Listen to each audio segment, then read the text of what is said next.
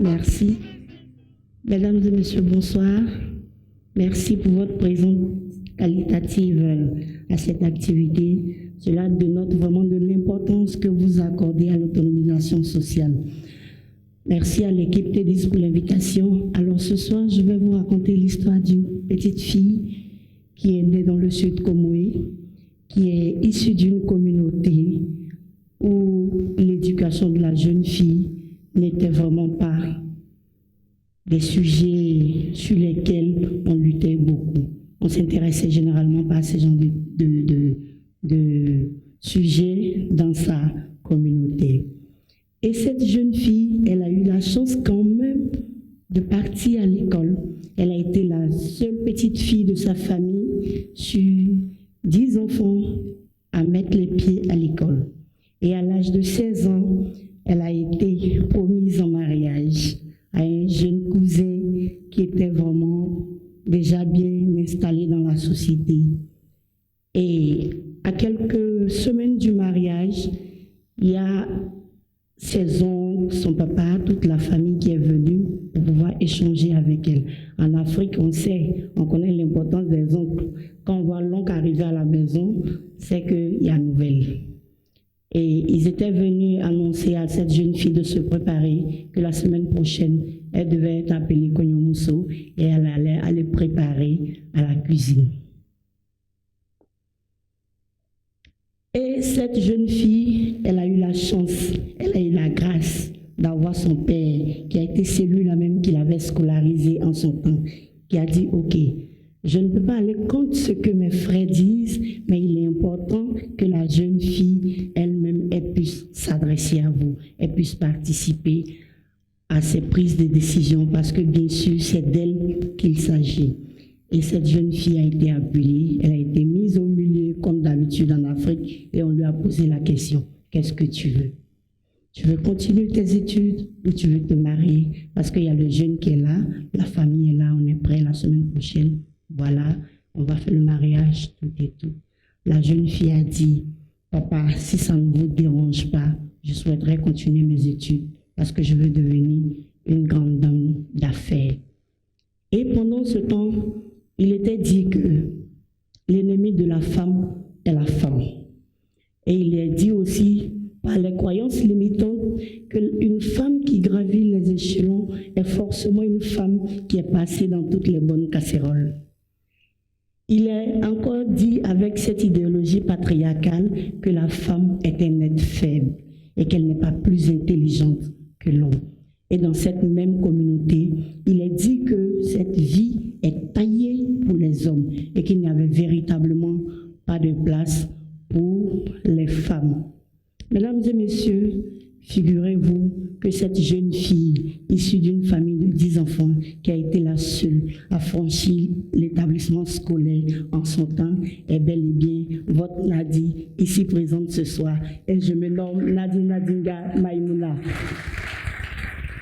Merci à vous pour vos encouragements.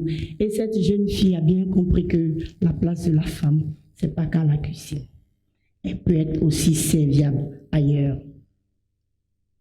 Pendant ce temps, aux États-Unis, Michelle Obama nous a dit que les femmes et les filles peuvent faire ce qu'elles veulent, qu'il n'y a aucune limite pour ce que les femmes et les filles peuvent accomplir et il n'y a pas de magie de réussite.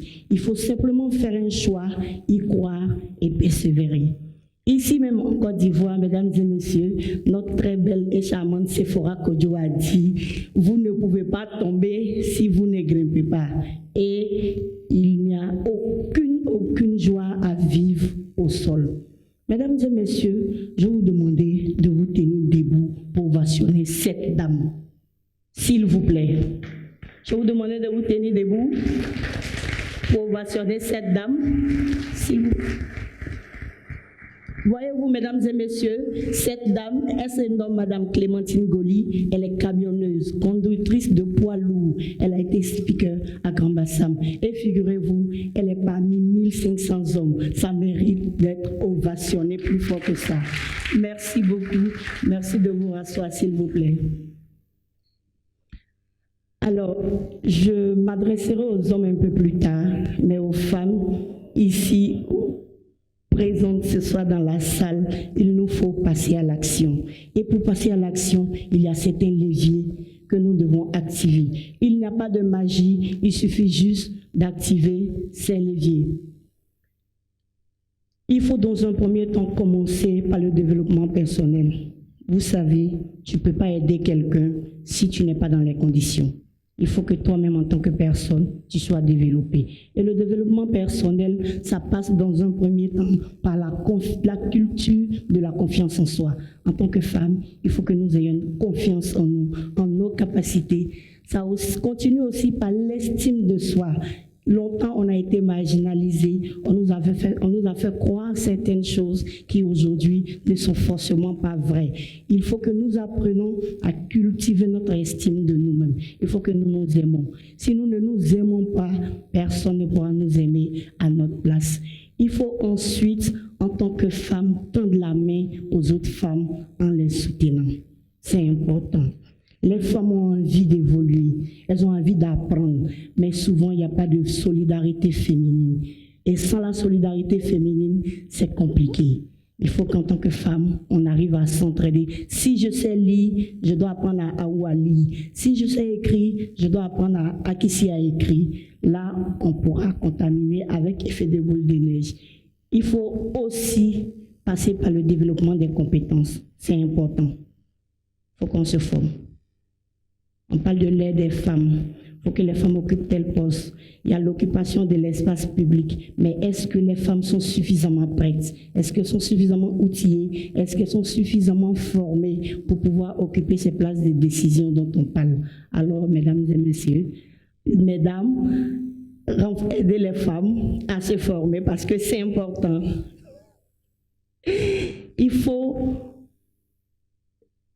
Il y a un aspect qu'on ne doit pas négliger, le pouvoir économique. Parce que tout ce qu'on est en train de dire aujourd'hui, c'est vrai, c'est important. Mais il faut qu'on ait un peu de jet quand même, comme on le dit ici en Côte d'Ivoire. Parce que sans argent, c'est un peu difficile. Il y a des programmes de formation gratuits, il y a des programmes de bénévolat, mais il est important de pouvoir payer pour participer à certains programmes de haut niveau, des programmes de leadership qui vont aiguiser nos différentes facultés.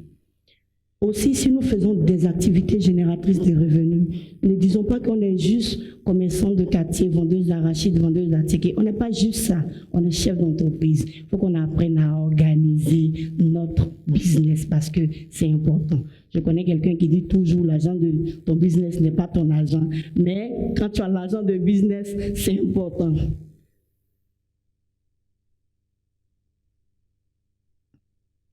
Personnellement, ma devise, c'est de se concentrer sur ce qu'il faut pour avancer. Le reste qui nous empêche d'avancer, c'est de ne pas perdre le temps là-dessus. On se concentre que sur ce sur quoi on a de l'influence. Quand on n'a pas de l'influence sur quelque chose, on est obligé de laisser tomber. Je vous dis, mesdames et messieurs, les étiquettes n'ont de valeur que dans les yeux de ceux qui y accordent vraiment de l'importance. Alors, les femmes ici présentes, je vous demandais, vous, toi et toi, en tant que femme, en tant que femme de valeur, qu'est-ce que tu fais dans ta communauté, dans ton environnement, dans ton monde professionnel pour faire taire les étiquettes? Je vous remercie.